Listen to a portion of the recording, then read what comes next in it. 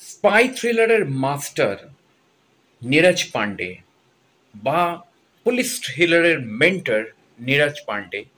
নীরজ পান্ডে এই জনারটার শেষ কথা। সেই নীরজ পান্ডেও কিন্তু মাঝে মাঝে ডিফারেন্ট কাহিনীর কয়েকটা মাস্টারপিস বানিয়ে ফেলে, যেটা আমরা এম এস ধোনির বায়োপিক এম এস ধোনির ক্ষেত্রে দেখেছি। সুশান্ত সিং রাজপুতকে নিয়ে কিভাবে তিনি এম এস ধোনির জীবনী বানিয়েছিলেন।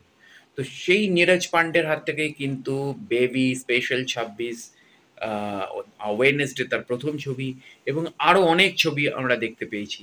এবং এই মুহূর্তে আমাদের জিদ্দা তার খাকি পার্ট 2 ওয়েব সিরিজে কিন্তু অভিনয় করছে। কিন্তু নীরজ পান্ডে এবার নিজে আসছে একটা রোম্যান্টিক লাভ থ্রিলার নিয়ে।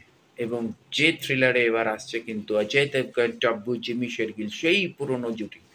কারণ অজয় দেবগন, টাব্বু, জিমি শেরগিল এর আগে আমরা দে দে প্যার দেতে দেখেছিলাম। এবং অজয় দেবগন আর টাব্বু একটা ডিফারেন্ট কাইন্ডস অফ জুটি। এরা কখনো কখনো হিরো হিরোইন হয়, কখনো কখনো লাভার্স হয়, আবার কখনো কখনো একে অপরের অ্যান্টাগনিস্ট প্রোটাগনিস্ট হয়, যেটা আমরা দৃশ্যমের ক্ষেত্রে দেখেছি। তো এক্স্যাক্টলি এই জুটিটাকে নিয়ে প্রচুর খিদে রয়েছে আমাদের দর্শকদের। এবং আমরা বারবার সেই ৯০ দশক থেকে আজও আমরা বারবার দেখতে চাই। ঠিক শাহরুখ কাজলের মতন অজয় টাব্বু একটা খুব ডিফারেন্ট একটা একটা একরকমের জুটি। তো এক্স্যাক্টলি সেই অজয় টাব্বুকে নিয়েই এবার নীরজ পান্ডের নতুন ছবি 'গैरों में कहाँ दम था'। এই 'गैरों में कहाँ दम था' এটাও কিন্তু অজয় দেবগনের একটা বিখ্যাত, বিখ্যাত, বিখ্যাত শায়রের দুটো কলম, যেটা 'দিল জলে' ছবিতে একটা ডায়ালগ ছিল, मेरी कश्ती थी डूबी वहाँ जहाँ पानी कम था, मुझे तो अपनों ने लूटा गैरों में कहाँ दम था। তো সেই 'গैरों में कहाँ दम था' যেটা ৯০ দশকের 'দিল জালে' সিনেমার একটা বিখ্যাত সংলাপ। সেই সংলাপটাকে আজকে এত বছর পর, ৩০ বছর পর, কারণ অজয় দেবগনও তো ৯০ দশকের স্টার এবং অজয় দেবগন ইদানিং যতগুলো প্রজেক্ট করছে, মানে আমি ময়দানের একটা স্পেশাল রিভিউ আনবো, অনেক দেরি হয়ে গেছে। কিন্তু ময়দান আমি প্রায় ২-৩ বার দেখলাম।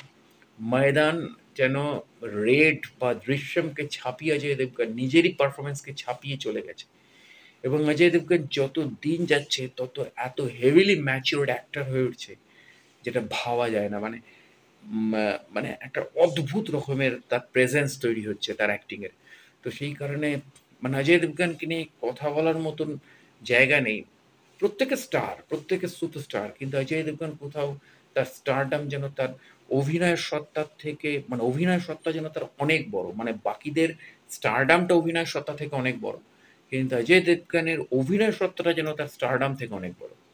তো এক্স্যাক্টলি এই কারণেই হয়তো নীরজ পান্ডে একটা ডিফারেন্ট ছবি, এবং যে গল্পটা আমরা ট্রেলার থেকে যেটা ধরতে পারছি, যে ২৩ বছর আগে অল্প বয়সে দুটো ছেলে মেয়ে প্রেম করতো, তারা বিয়ের স্বপ্ন দেখতো, একসাথে জীবন কাটাবার স্বপ্ন দেখতো।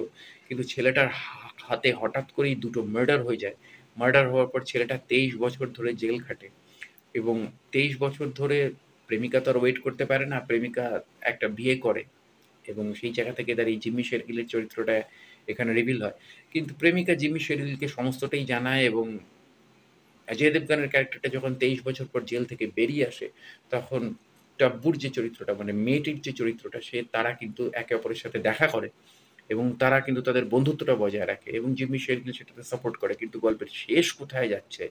কারণ শেষে কিন্তু একটা ঝলক দিচ্ছে যে, "আমি তো নিজেই নিজের শত্রু, গैरों में कहाँ दम था।" মানে অন্যদের কোথায় আমার সাথে শত্রুতা করার ক্ষমতা ছিল, আমি নিজেই নিজের শত্রু। তো এক্সাক্টলি হয়তো কোথাও দিনের শেষে আমরা প্রত্যেকেই নিজেরাই নিজেদের শত্রু বা নিজেরাই নিজেদের বন্ধু। নিজেরা নিজেদের বন্ধু হবার আগে আমরা হয়তো নিজেরাই নিজেদের শত্রু, নিজেরাই নিজেদের হয়তো কোথাও ক্ষতি করে ফেলি নিজেদের ভুল সিদ্ধান্ত নিয়ে।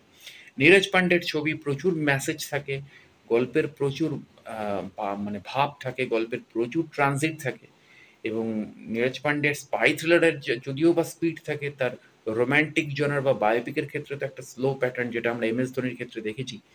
তো এক্স্যাক্টলি এই ছবিতেও একটা এক্সপেকটেশন থাকে, কারণ ডিরেক্টরের নাম নীরজ পান্ডে এবং এখানে story, screenplay Neeraj Pandey.